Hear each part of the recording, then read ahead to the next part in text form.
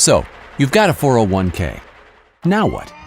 Even if you leave the heavy lifting to the brainiacs at Guided Choice, it's a good idea to know how investing works. And if you're the do-it-yourself type, you need to understand how to invest appropriately. Don't worry, we're not going to show you tons of math.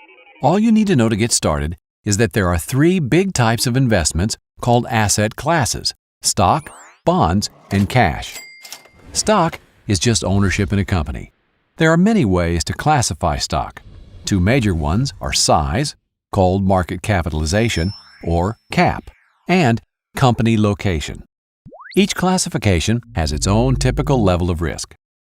Large cap stocks include the 500 biggest companies in the U.S. Apple, Walmart, Disney, Ford, McDonald's. Ever heard of the S&P 500 or blue chips? Same thing. Keep in mind, all stock is risky, but these are generally considered the least risky. Mid-cap stocks include roughly the next 400 companies by size, smaller but still fairly well established. They're considered riskier than large cap. Following large cap and mid cap, take the next 2,000 companies and you've got small cap stock. While they have potential for greater growth, they also have the greatest risk. Then there's international stock, ownership in companies located in developed nations outside the U.S., like BMW in Germany and Sony in Japan. They carry about the same level of risk as U.S.-based large cap stocks.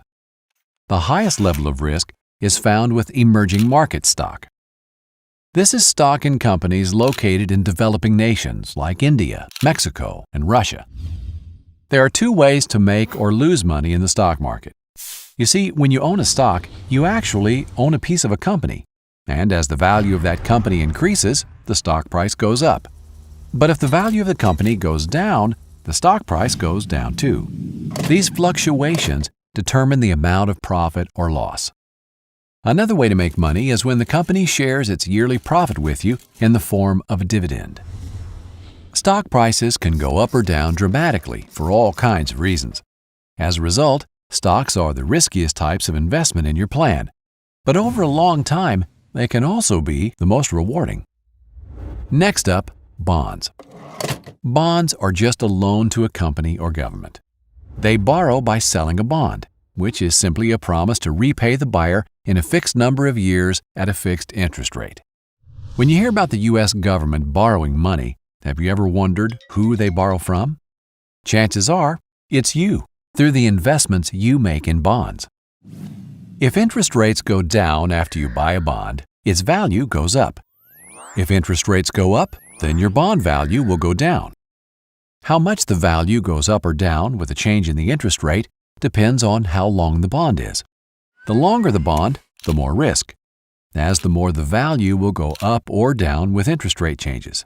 However, in general, bonds are less risky than stocks. Cash is, well, cash. In a 401k, it's usually available as a money market or stable value fund. Unlike other assets, there's little risk that your money will lose value. But that doesn't mean there's no risk at all. If you hold too much cash, you are at risk that inflation will leave your money worth less compared to everything else. For example, in 1950, a nickel would buy you a Coke. But if you saved that nickel until today, you wouldn't have enough to buy that same Coke. Cash loses value over time. Most people with 401k plans invest in mutual funds. These hold many different individual stocks or bonds chosen by professionals for a given level of risk and potential reward. So, how do you choose the right mix for your specific needs? You may be surprised to hear that according to the majority of corporate pension plans in the world, there really is a single best way. It's called modern portfolio theory. The details are a lot of math, but understanding what's behind all the numbers is remarkably simple. In fact, you've probably already heard of it. Don't put all your eggs in one basket. You balance risk and reward by holding lots of different types of investments. The technical term is diversification, and it's the name of the game in investing. So how do you do it right?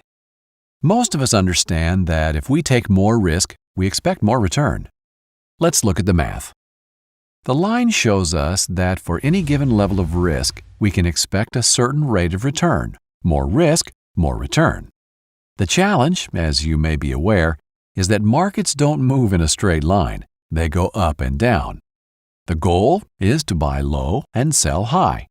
When one investment type is down, you want to buy. At the same time, you want to sell an investment that is high. In the long run, they all tend to move up, just at different rates based on risk. Remember, this is your retirement savings, so to invest well, you need to diversify. The goal of diversification is what modern portfolio theory is all about, getting an optimal rate of return for the risk in the long run. To do that, you want to invest on what is known as the efficient frontier. The details of drawing the curve are just a lot of math. You could spend the spare hours of your days creating the efficient frontier on a very large spreadsheet, or you can let experts do it for you. In fact, the answers are already right where you want them, online, and probably already in your 401k plan. Guided Choice can give you personalized advice recommending a specific mix of stocks, bonds, and cash to reach your retirement income goal. You can even use it to try different strategies and project the results. Whether you take the investment recommendation from our brainiacs or choose to do it yourself, hopefully now you're a little more confident about how retirement investing works. Just remember, if you do it yourself, you need to rebalance your account at least annually to stay on the efficient frontier.